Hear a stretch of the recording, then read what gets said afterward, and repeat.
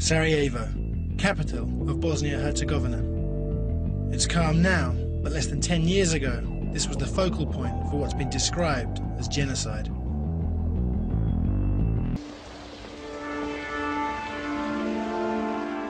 As part of the former Yugoslavia, Sarajevo had been celebrated as an ethnically tolerant city made up of Croats, Serbs, and the majority Bosnian Muslims. But in the early 1990s, the republics of Croatia first, then Bosnia, declared their independence from the capital in Belgrade, and everything changed.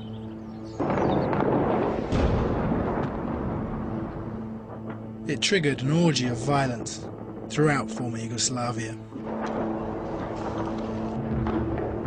Sarajevo was surrounded by Bosnian Serb forces.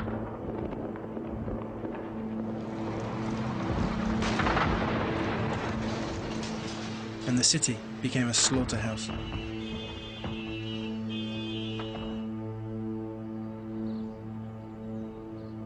This is Sarajevo in a valley, and this is old Sarajevo, which is 400 or 500 years old, built under the Ottoman Empire. And because most of the villages surrounding Sarajevo were populated by Serbs, the Serb military could move in and occupy those villages very easily, surround the city and just shell it from all sides, from all of the surrounding hills. And once they had surrounded it, that siege lasted 4 years. Sarajevo is still badly damaged, and you see hideous scars on civilian targets everywhere. A football match between these two warring nations seems like an insanely naive idea.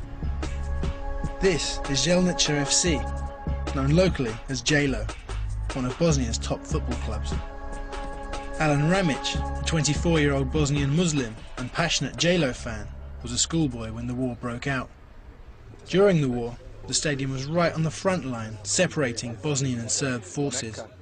Bosnian Serb tanks were actually parked on the pitch here. How badly damaged was it during the war? It was a disaster. The lights, the pitch, the terraces, everything was gone. You can see shrapnel holes, bullet holes. The big hole is anti-aircraft gun hole. Yeah.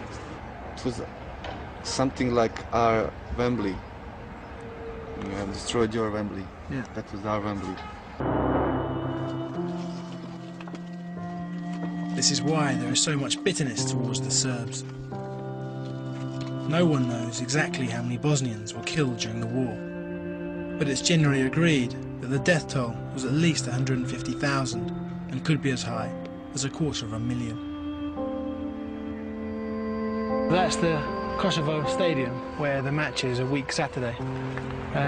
It used to be surrounded by 4 training pitches, but now there are just 2, because during the war people couldn't leave the city because Sarajevo was a city under siege, and so the only place they could bury their dead, the only place where there was a flat piece of free ground, were 2 of the 4 training pitches. And so now the stadium is almost surrounded on 2 sides by a huge cemetery, and most of the dates on the cemetery say that the people here died between 1992 and 94 or 95, the years of the Bosnian War.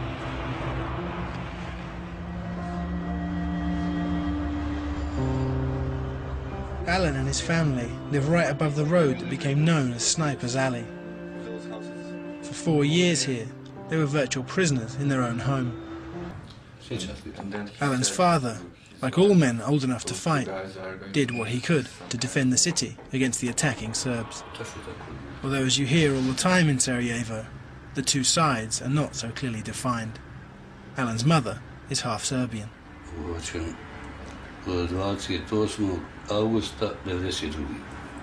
On the 28th of August 1992, specijalci Miški, tako? Yes. He was captured by special military units from Yugoslavian army.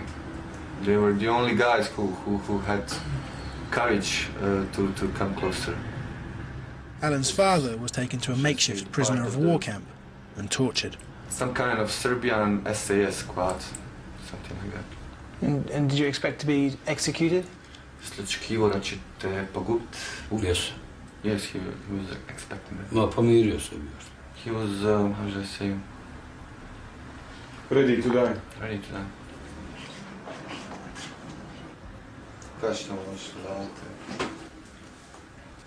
Already badly hurt, he was made to stand in the same position for days on end. So you couldn't move even your fingers, and you cannot move because you were beaten. And soldiers would be watching them? Yes, all the time. The soldiers had shift and they were watching. A već sam tada bio dobro pretučen, mokro krv, bar bio dobro. So he was pissing blood. Rebra, sve bilo. His ribs were broken. So how do you feel about the fact that the Serbian national team is coming here? Znaš te, kad se čovjek podsjeti tu kup zijadno, ali nije to tu.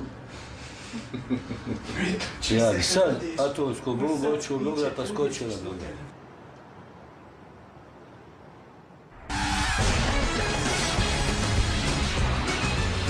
This is Belgrade, the capital of Serbia, the city Alan's dad wants to drop a nuclear bomb on.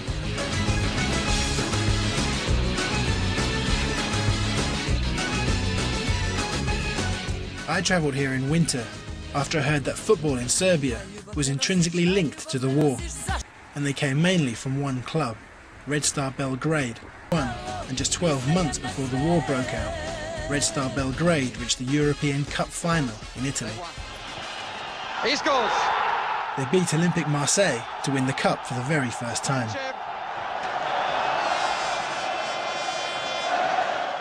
The European Cup also gave the world its first glimpse of the Red Star fans in action.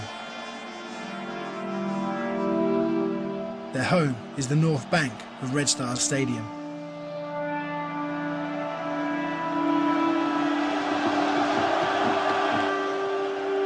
On these terraces, they staged some of the most dramatic displays of football support seen anywhere in the world. The club, like Red Star, has this kind of emotion between supporters and between the club, something very different. It's not easy to explain, because I'm personally thinking that our supporters, they don't like average matches, they don't like average people, they don't like average players, and they push the management of the club that we must be better. So for us, every day is indeed a new day. We must do something with all this. But they also have a reputation for being the most violent fans in Europe. I didn't think I'd get to see them in action when the Red Star game I had tickets for was snowed off. But it didn't matter. Red Star isn't just a football club.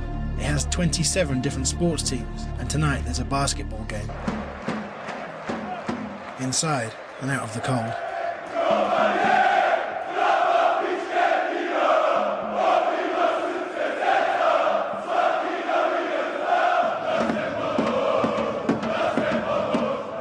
It's against their arch rivals, Partizan Belgrade. In Serbia, even basketball games need hundreds of police in full riot gear.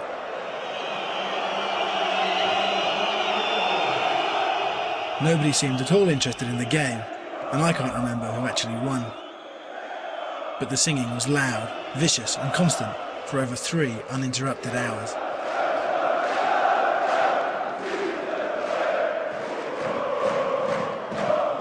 The Serbs claim to be the greatest hooligans in the world because they're more violent than the English and better choreographed than the Italians.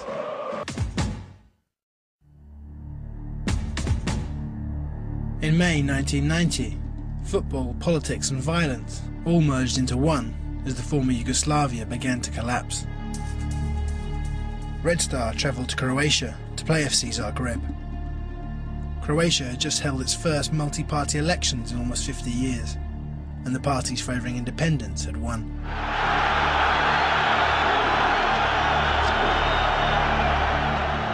Red Star and Zagreb fans fought pitched battles at one end of the stadium. At the other, the Croatian fans took on the police, symbols of the hated Yugoslavian state.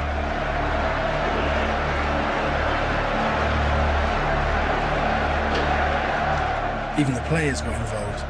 The Zagreb captain, Zvonimir Boban, karate kicked a policeman he later claimed was attacking one of his own supporters. The violence that took place in Zagreb is now seen as one of the symbolic beginnings of the violence that was to come.